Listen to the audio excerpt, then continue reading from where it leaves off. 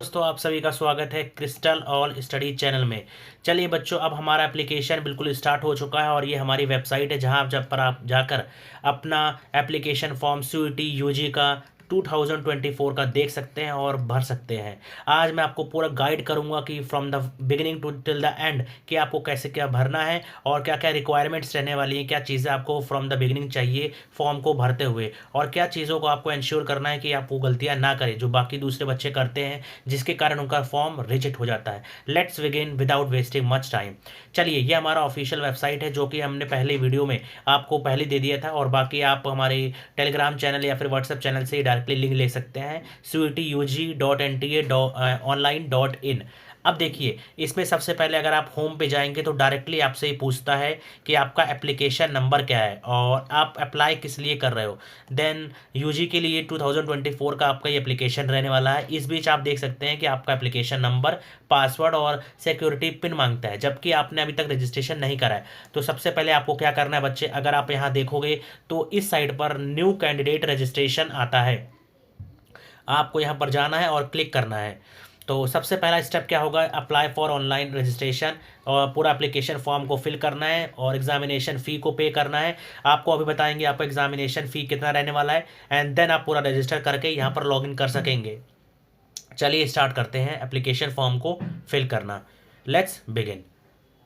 अब देखिए बच्चों, जब हम इसको क्लिक करेंगे, सबसे पहला न्यू कैंडिडेट रजिस्ट्रेशन।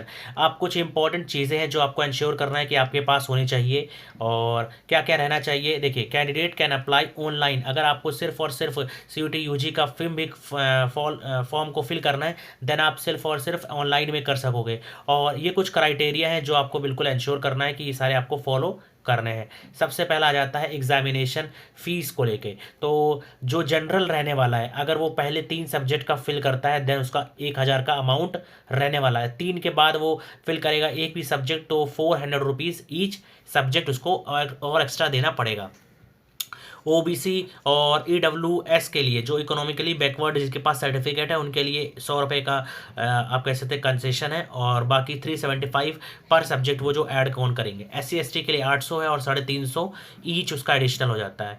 आउटसाइड के लिए ये कॉस्टिंग है 4500 और 1800 ईच सब्जेक्ट। ठीक है, चलिए स्टेप क्या रहने वाला है, आपका जो भी आपको फी पेमेंट वगैरह आप करते हैं वो नेट बैंकिंग, डेबिट कार्ड और क्रेडिट कार्ड या यूपीआई से कर सकेंगे। पहला आपको रजिस्ट्रेशन करना है जिसमें हर चीज़ आपका एप्लीकेशन नंबर, पासवर्ड वगैरह, सिक्योरिटी क्वेश्चन आप चूज़ करेंगे। बाकी सक्सेसफुल करने के बाद एक आपको एप्लीकेशन नंबर जनरेट हो जाएगा, ठीक है, जिसको आप बाकी के जो रिमेनिंग स्टेप्स रहने वाले हैं उसको फिल करने में आप यूज़ करेंगे। तो सबसे पहले आप एप्लीकेशन फॉर्म को जनरेट करेंगे, अपना पासवर्ड बनाएंगे। बाकी एप्लीकेशन फॉर्म को जनरेट करने के लिए आपको क्या करना होगा, कुछ चीज़ें उसमें डालनी होंगी, लाइक एजुकेशनल बैकग्राउंड क्या रहा है आपका, और आपका क्वालिफिकेशन क्या रहा है, अपने फोटोग्राफ क्या अपलोड करें, डॉक्यूमेंट्स क्या रहने वाले, ये सारी चीज़ें आपको करना होगा। अब देखिए, scanned images of candidate, photograph, signature और सर्टिफिकेट्स अगर वगैरह, ये सारी चीज़ें लगेंगी। फोटोग्राफ में आपका क्या लगने वाला है, यहाँ पर ब्लैक एंड वाइट कलर होना चाहिए या फिर ब्लैक एंड वाइट होना चाहिए, ठीक है। और दूसरा चीज़ आपका होना चाहिए कि सिग्नेचर जेपीजी फॉर्म में होना चाहिए।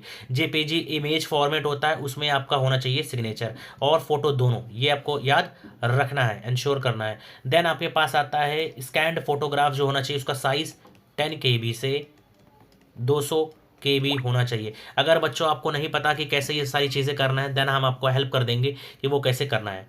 स्कैंड सिग्नेचर आपका 4 KB से 30 KB होना चाहिए। स्कैंड सर्टिफिकेट वगैरह 50 KB से आप 300 KB तक रख सकते हैं। चलिए अब आगे समझते हैं चीज़ों को। Candidate has to upload only his और फोटोग्राफ, अपना फोटोग्राफ डालिएगा, किसी और का नहीं, वरना पकड़े जाएंगे और फिर आपका कुछ होने वाला नहीं है, फ्यूचर तो वहीं चला गया। देन आप कोई टेम्पर मत कीजिएगा यार, अपना स्कोर कार्ड में या फिर सीबीएसई का कोई स्कोर कार्ड था उसमें छेड़छाड़ कर रहे हो, ये सारा आपका अनफेयर मीन्स में आ जाएगा।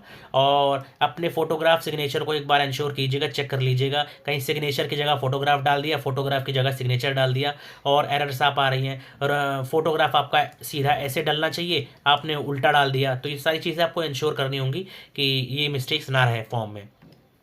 देन आपको ऑनलाइन अपना फ़ी पेमेंट करना है, ठीक है। और during the online form filling the candidates are required to password security question. दो चीज़ें आपको इंश्योर करना है जो कि आगे भी काम आने वाला है, इसको बिल्कुल लिख लेना है, याद कर लेना है।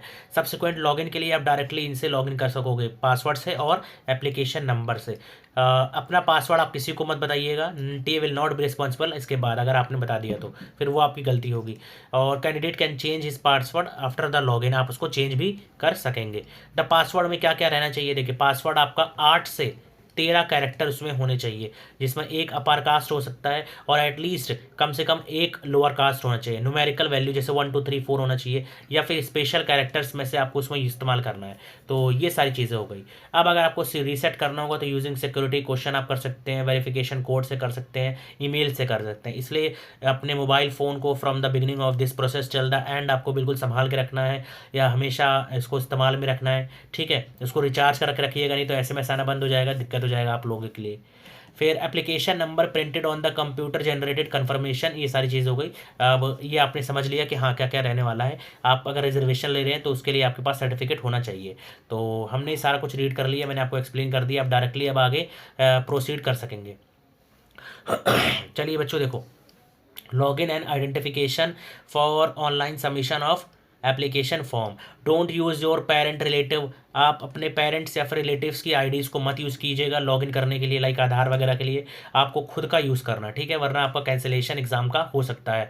अब यहाँ पर कुछ चीज़ें इन्होंने पिन पॉइंट करी कि क्या आपके पास है आई हैव आधार, तो आपके पास आधार का होना ज़रूरी है, ठीक है। और या फिर अगर आप अब आधार नहीं है तो I have a digilocker account जो होता है आप उसको डाल के आगे लॉगिन कर सकेंगे। तो और ABC अकाउंट जो नया बनाया गया आप उससे भी लॉगिन कर सकेंगे। और पैन कार्ड से अगर आप लॉगिन करना चाहें देन आप पैन कार्ड से कर सकेंगे। Non Indian password and wish to create login using non Indian password है तो आप अगर फॉरेनर है तो उससे कर सकेंगे। तो आधार से आपके पास ऑलमोस्ट होता है, तो अगर आप यहाँ पर आधार डालेंगे देन आप इसको प्रोसीड कर सकेंगे। आप यहाँ पर आधार डालिए, देन आप इसको जनरेट OTP कीजिए, ठीक है बच्चों। और मैं अब इसके कुछ चीज़ें आपको मैं करके दिखाऊंगा। ये हम हाइड कर देंगे ताकि आप इसको देख ना सकें। वेट, चलिए दोस्तों देखिए, आपको मैंने यहाँ पर दिखा दिया कि आपको कैसे लॉगिन करना है। फर्स्ट ऑफ ऑल आपको अपना आधार कार्ड या फिर पैन कार्ड जो भी आपका डिटेल है डिजिटल आप करना चाहे उससे कर सकते हैं KYC से। आप बाकी अब जैसे ही लॉगिन हो जाएंगे देन आपको आगे फॉर्म प्रोसीड करना है। अब इसमें देखिए ये कैंडिडेट का नाम हो गया, कैंडिडेट का डेट ऑफ बर्थ, जेंडर, ये सारा आपको अपने आप दिखा देगा। कैंडिडेट का नेम के बाद आपको फादर्स नेम वगैरह फिल करना है, मदर्स नेम फिल करना है, date of birth, gender, nationality आपको क्या इंडियन ही फिल करना है, मेल, डेट ऑफ बर्थ हो गया, गार्जियंस का नेम आपको फिल कर देना है। उसके बाद आइडेंटिफिकेशन नंबर आप आधार कार्ड वगैरह का डाल सकते हैं। Then you can put the present address आपका पूरा फिल कर सकेंगे। देन परमानेंट एड्रेस आप फिल कर सकेंगे। पासवर्ड आपको जैसे बताया वैसा आप फिल कर सकेंगे। और उसके बाद आप बाकी को इसको सबमिट कर देंगे वेरी इजीली। देन आप ये चीज़ें कर सकते हैं और फिर आगे प्रोसीड कर सकेंगे आगे कैसे फिल करना है।